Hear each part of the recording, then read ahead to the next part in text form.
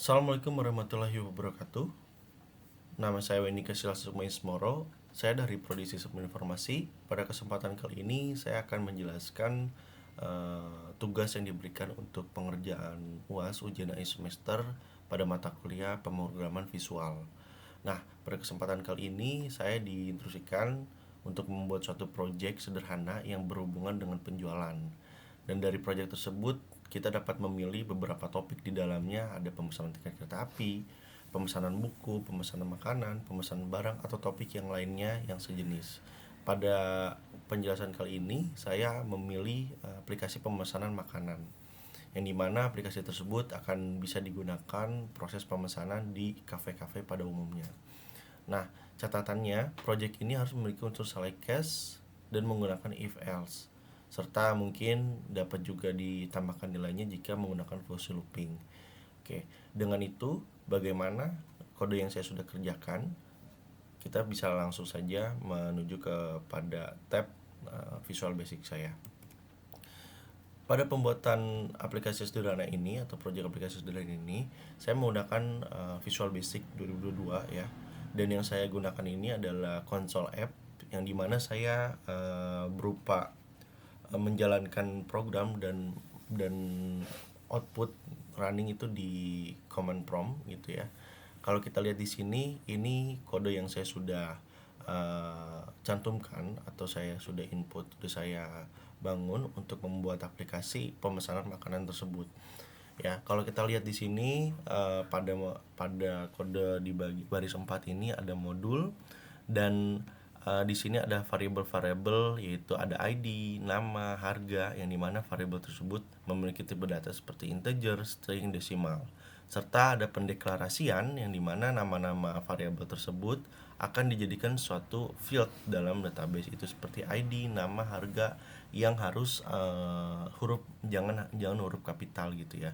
Ini ada proses pendeklarasian.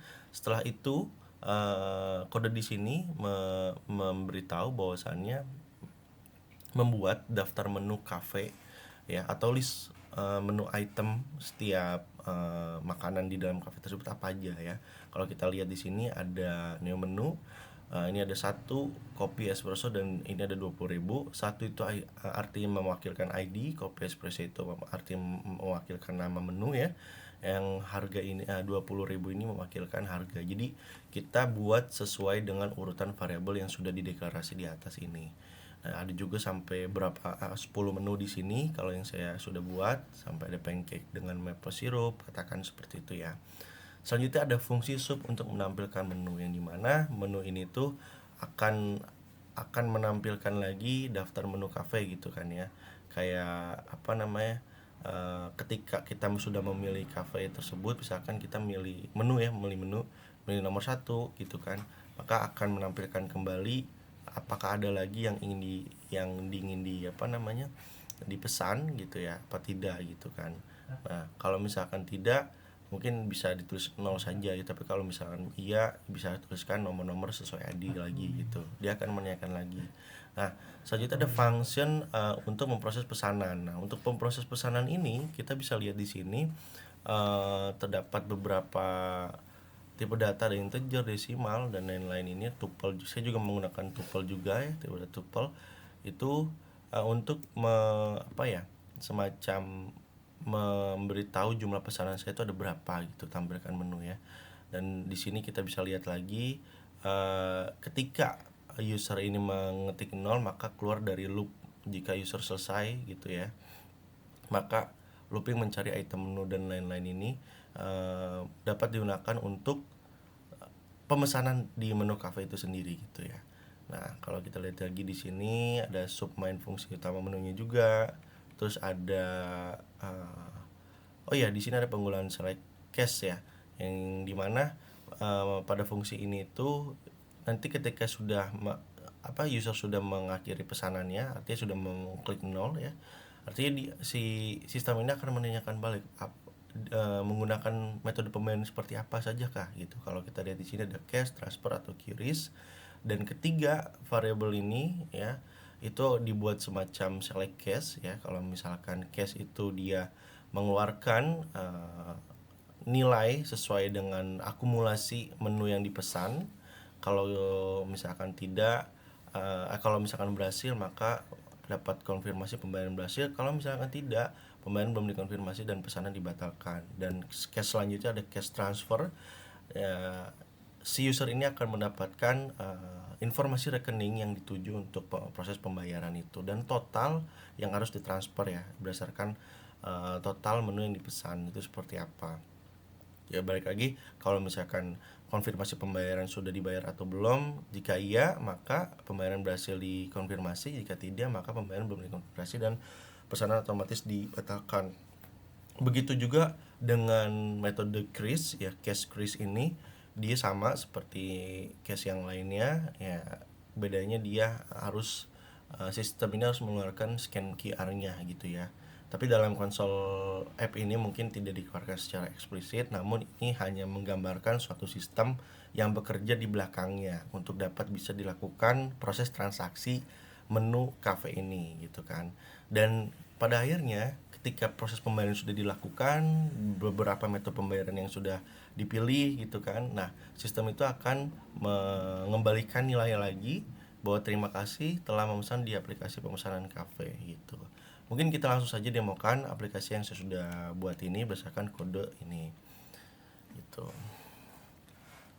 Saya akan running menggunakan command saya, CMD saya. Kalau kita lihat di sini, kita disambut sama datang di aplikasi pemesanan menu cafe, dan kita dapat melihat langsung daftar menu cafe itu berapa aja, apa aja sih gitu. Kalau kita lihat di sini di nomor 1 sampai ada 10 menu cafe, ada 10 menu dan ada tertera juga harganya gitu. Kalau kita memilih menu misalkan kopi espresso 1 gitu kan. Misalkan di sini 1 ketik. Nah, berapa si sistem itu akan menanyakan berapa porsi jumlah kopi espresso, misalkan kita taruh 1 juga gitu kan. Maka si sistem juga akan terus menanyakan sebelum kita memberhentikan pesanan kita ya kan, dengan kita mengklik angka 0. Misalkan kita ingin memesan lagi misalnya matcha latte itu angka 5, berapa matcha latte 3 misalkan.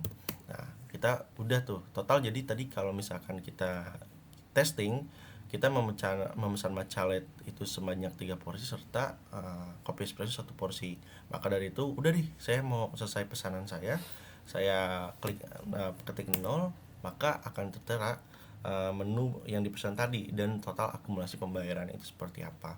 Dan di sini sistem akan menanyakan metode pembayaran yang digunakan itu untuk apa gitu. Kalau misalkan transfer ini harus eksak ya. Ini belum dibuat aliasnya. Jadi setelah di sini sistem akan menampilkan transfer rekening BCA atau dan lain-lainnya yang harus dibayarkan sebesar ini.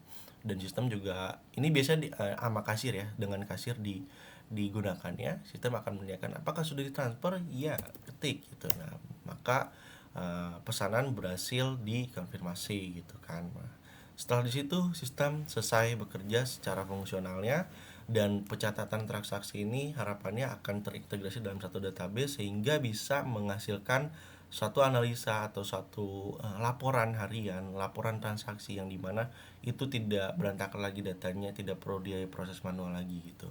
Maka dari itu proses aplikasi seperti ini bisa membantu untuk efektivitas kinerja pencatatan penjualan gitu. Kalau kita enter lagi maka ya wes window akan tutup sendiri.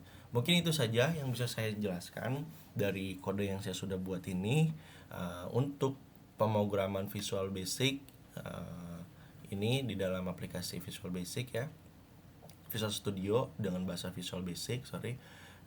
Kurang lebihnya mohon maaf. Assalamualaikum warahmatullahi wabarakatuh.